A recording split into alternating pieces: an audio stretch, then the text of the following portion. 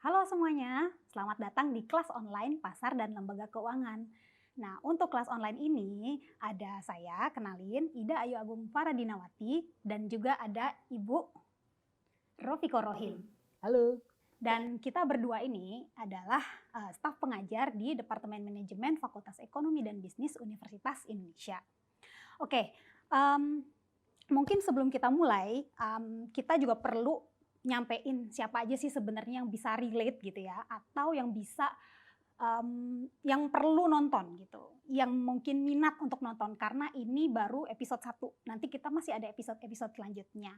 Nah, aku tanya dulu nih, Bu Rofiko, kira-kira siapa sih yang perlu gitu nonton untuk kelas kita ini?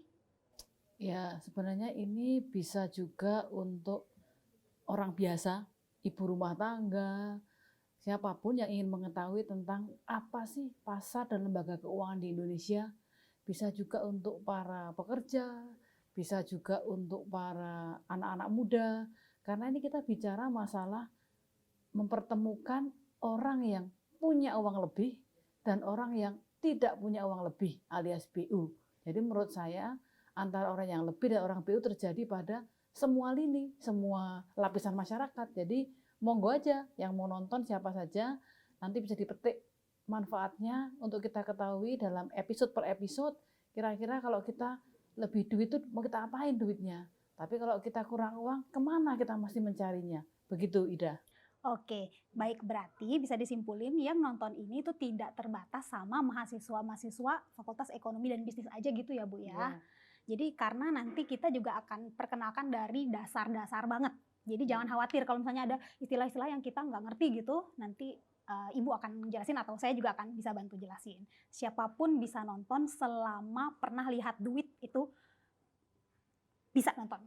Gitu ya, Bu ya. Pokoknya orangnya udah pernah megang duit itu pasti bisa nonton. Jadi semua orang. Intinya bagaimana menggunakan duit, bagaimana mencari duit, dah itu aja. Cocok ya, Bu ya, baik.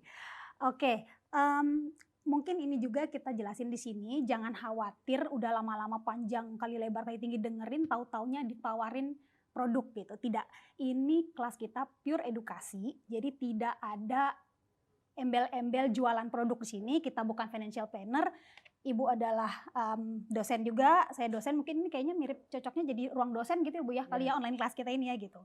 Jadi tidak akan ada penggiringan opini untuk membeli suatu produk gitu. Tenang aja, bersih. Kalau endorse makanan boleh, Bu?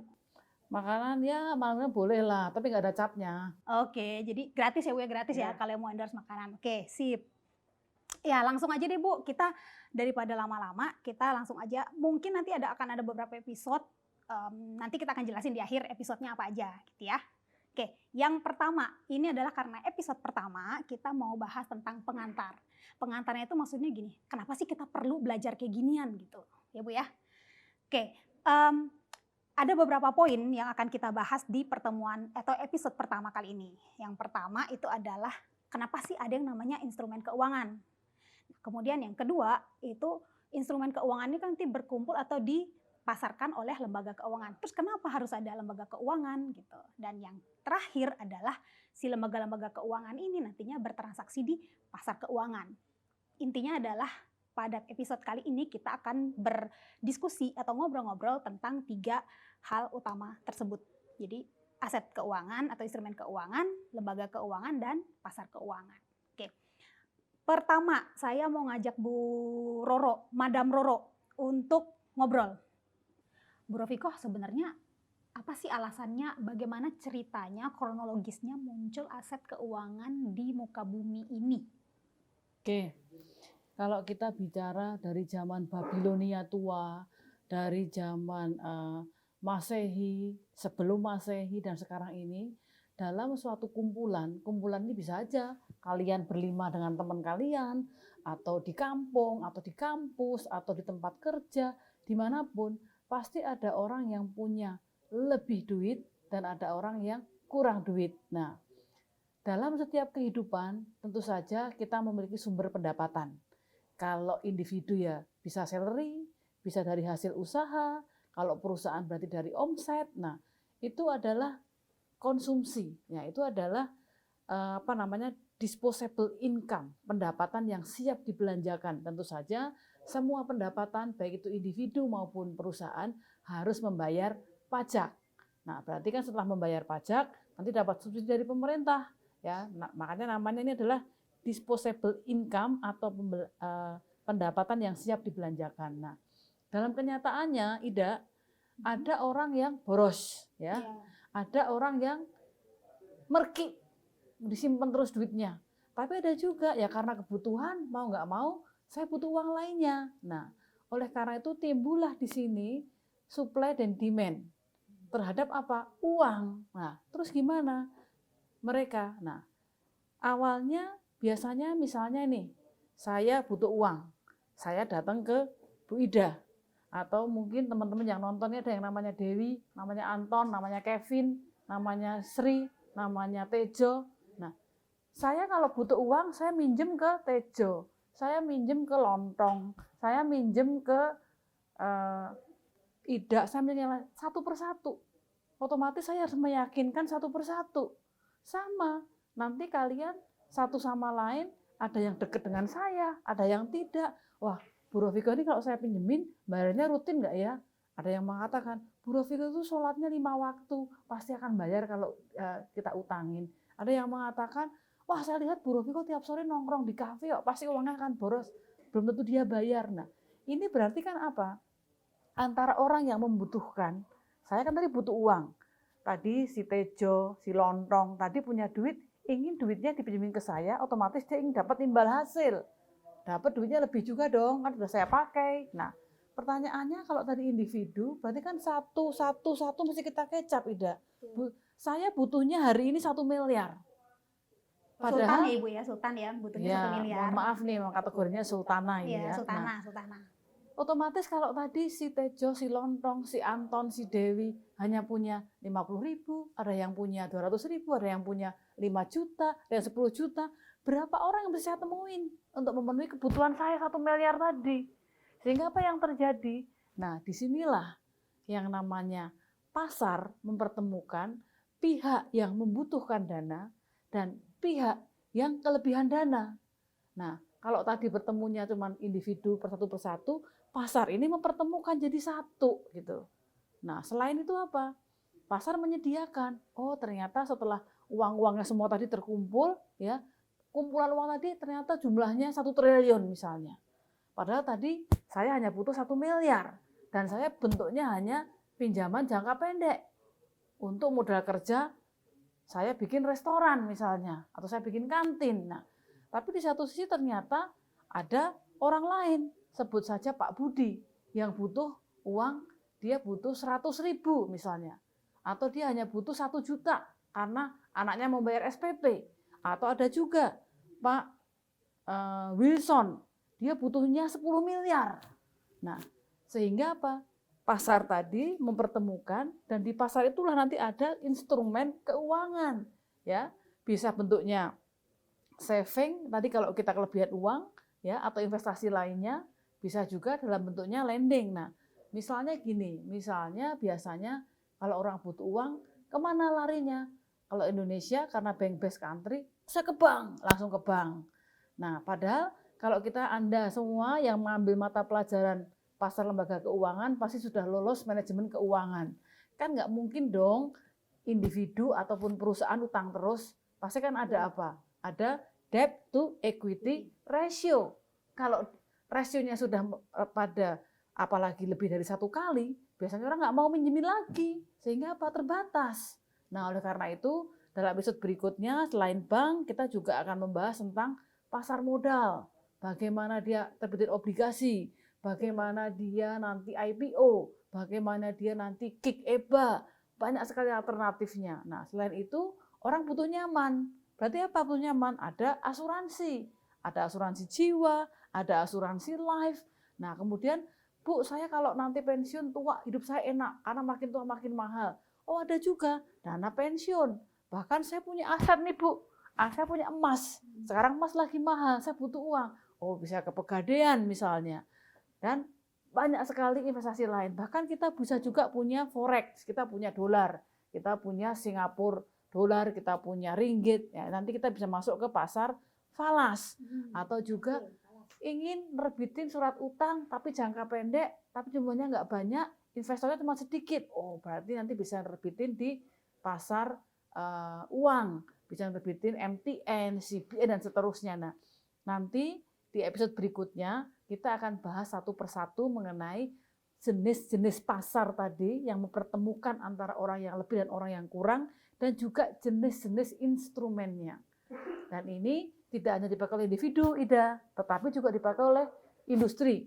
Ya, Oke, baik. contohnya gimana tuh, Bu? Contohnya ada, kalau industri ini kan butuhnya kan misalnya apa? Dia Korporasi gitu ya, Bu, ya? korporasi. Dia sudah di bank udah mentok, berarti dia apa? Jual obligasi. Mentok, oh berarti dia IPO. Mentok, leasing. Mentok, factoring. Banyak sekali. Nah, ini nanti akan kita pelajari, sehingga saya berharap teman-teman semua ya yang menonton diskusi ini ya, kita memang ingin membahas mengenai siapa yang lebih uang, siapa yang kurang uang, bagaimana mempertemukannya, setelah ditemukan apa produk atau instrumennya. Sehingga kita semua nanti memiliki pandangan.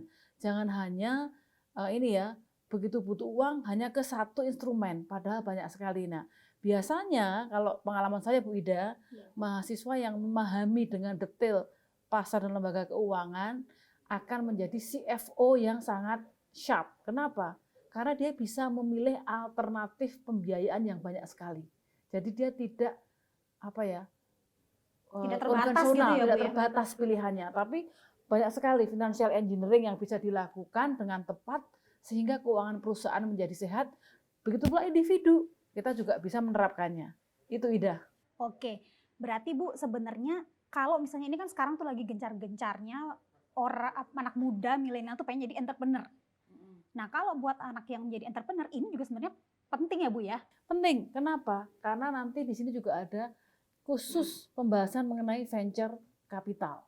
Nah, venture capital ini mungkin kalau di Indonesia rame-ramenya baru 3-4 tahun lalu mungkin kali ya.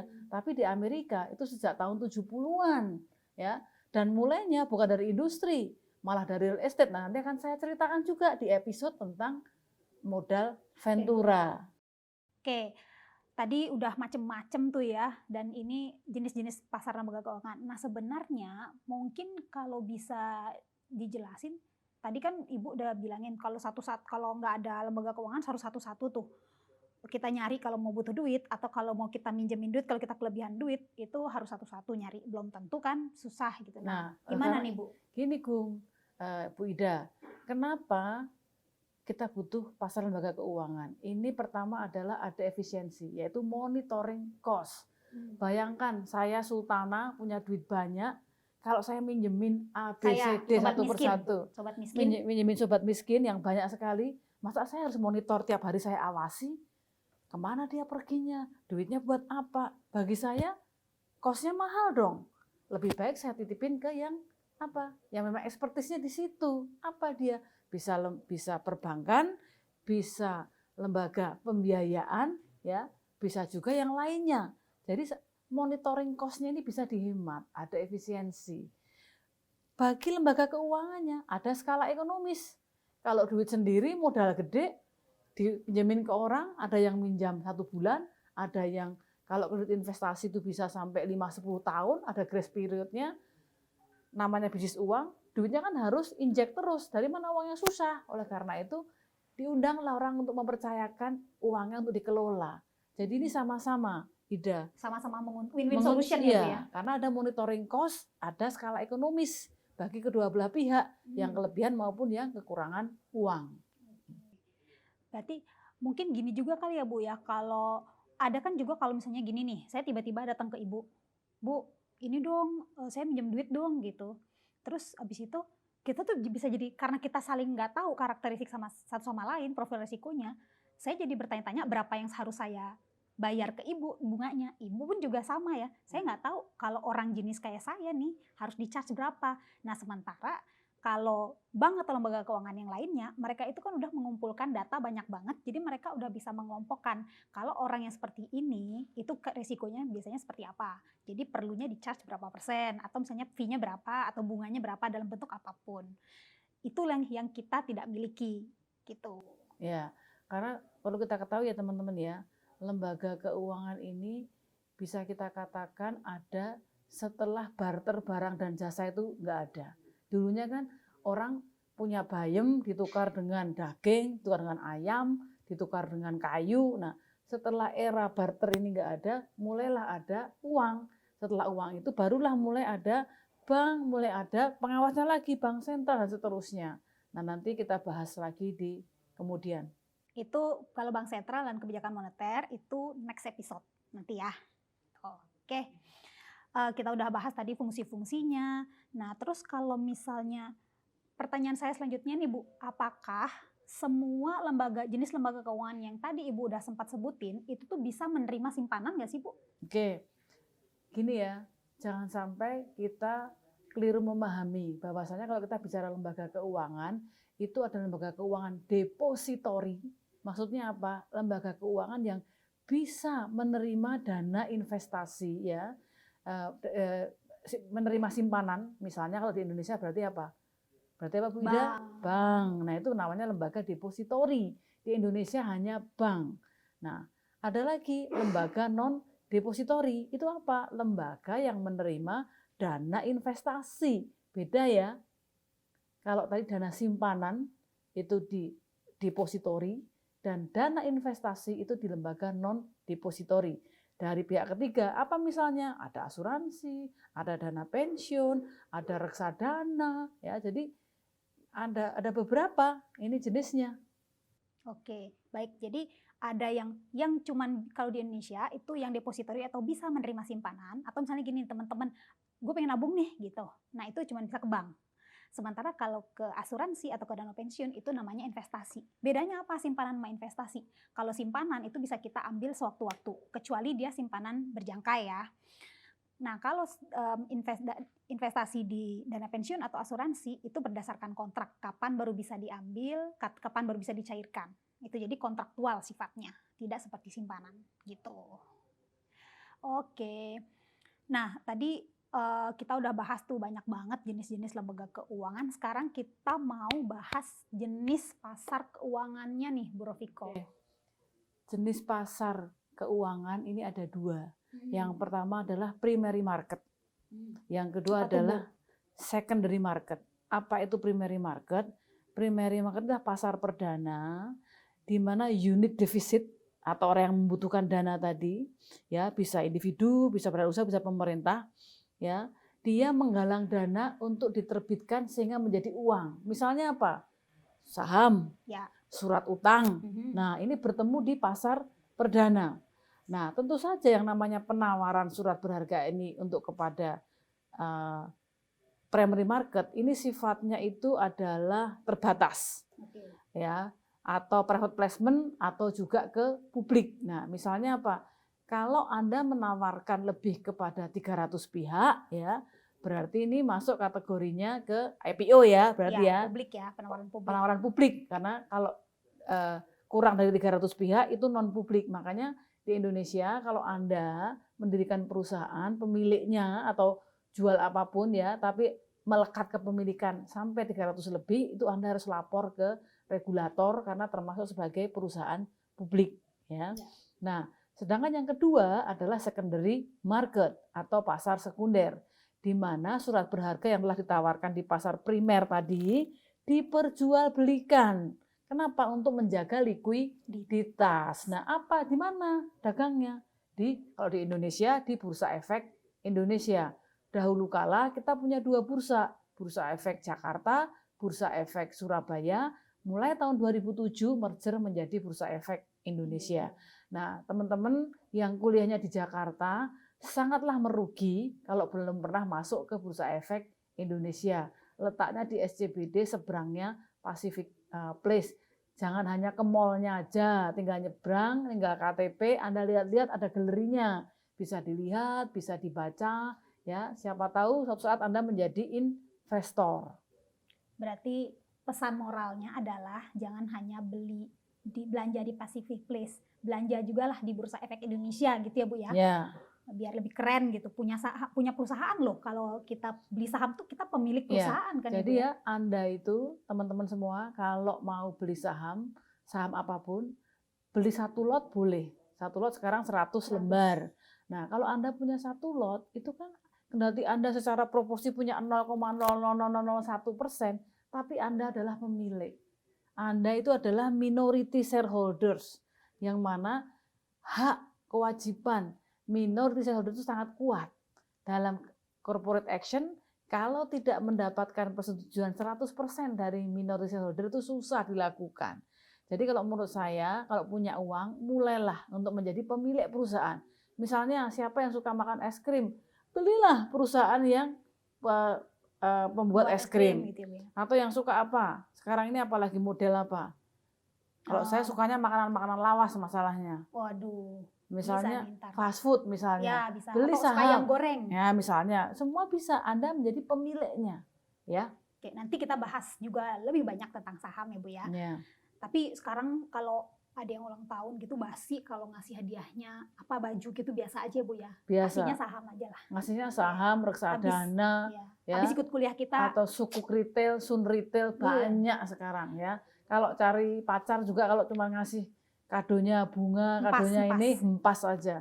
Harus yang bunga bank atau harus juga surat berharga. Surat berharga, betul. Habis kelas ini langsung semuanya pada borong ya, borong instrumen keuangan.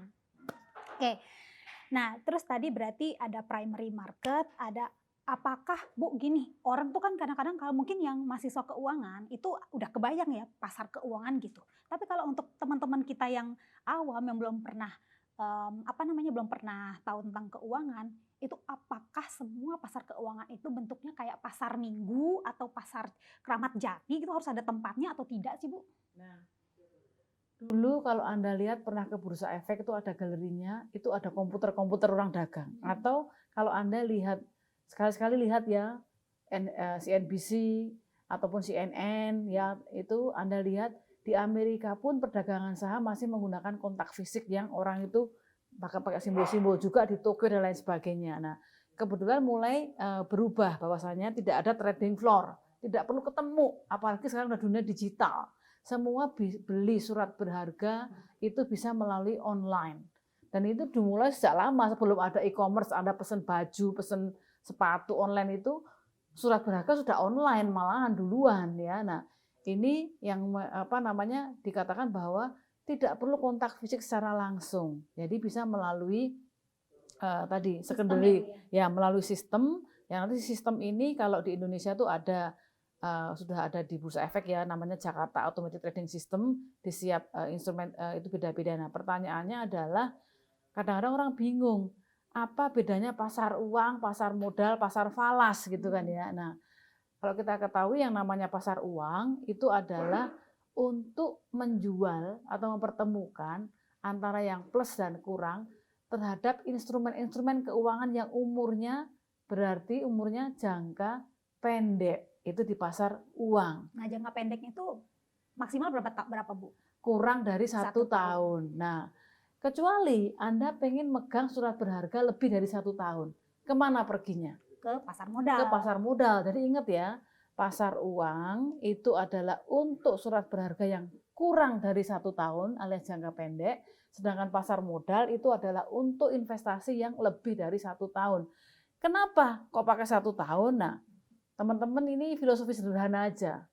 Setiap perusahaan yang Anda beli surat utangnya itu, atau sahamnya, atau surat apapun, itu kan reportnya kan 1 tahun sekali. Nah, otomatis Anda harusnya sebagai investor kalau di pasar modal harus jangka panjang. Makanya lebih dari 1 tahun. Supaya tahu kinerja perusahaan seperti apa. Sehingga apa yang diharapkan? Tidak hanya cuannya itu, tidak hanya dari naik turunnya harga. Tetapi termasuk juga dari dividen. Nah, ini yang kadang-kadang orang nggak dipahami. Saya mau main saham, tapi cuma jangka pendek. Harusnya kalau yang namanya pasar saham, ingat itu jangka panjang lebih dari 1 tahun, sedangkan pasar uang itu kurang dari 1 tahun. Oke, nanti kita akan bahas instrumennya pasar uang itu apa aja, instrumennya pasar modal itu apa aja di next episode. Oke, berarti Bu ya, pasar itu tidak harus ada dindingnya, harus ada tempatnya megah. Dimanapun asal ada pembeli dan penjual, itu ya jagat raya ini adalah pasar keuangan gitu ya Bu ya. Dan borderless. Ya. Sejak dari zaman dulu udah borderless. Siapa Hmm.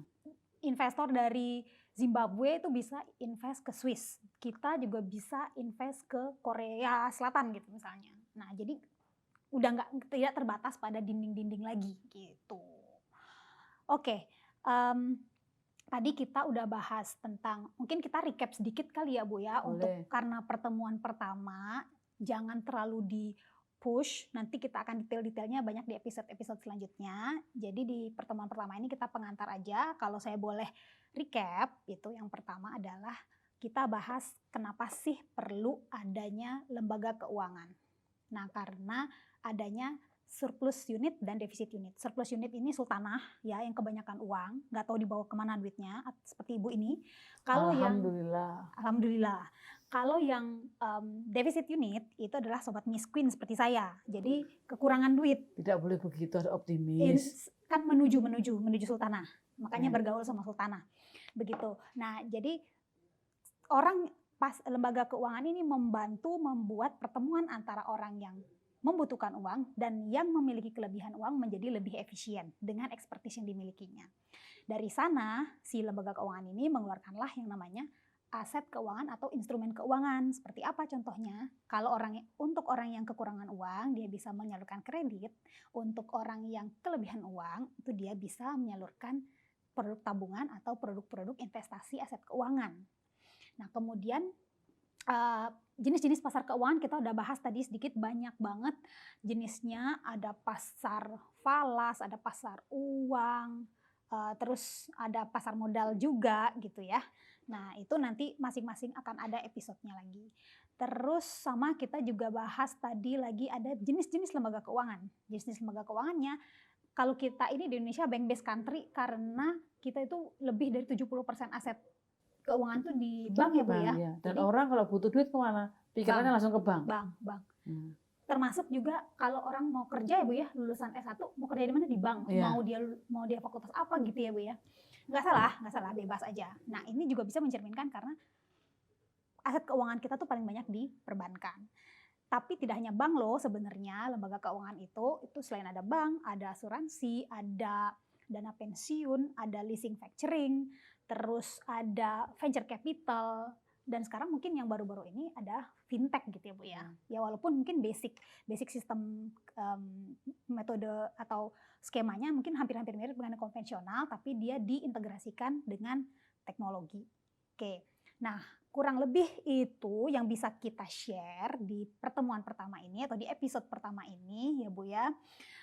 Masih banyak lagi episode-episode selanjutnya. Jadi, untuk next episode-nya tadi saya juga udah sempat bahas dikit, kita akan bahas dan diskusi tentang central bank dan kebijakan moneter ya Bu ya. Oke, segitu aja dulu. Semoga apa yang bisa kita sampaikan hari ini bermanfaat. I'll see you next episode. Oke, see you. Bye-bye. Thanks for watching.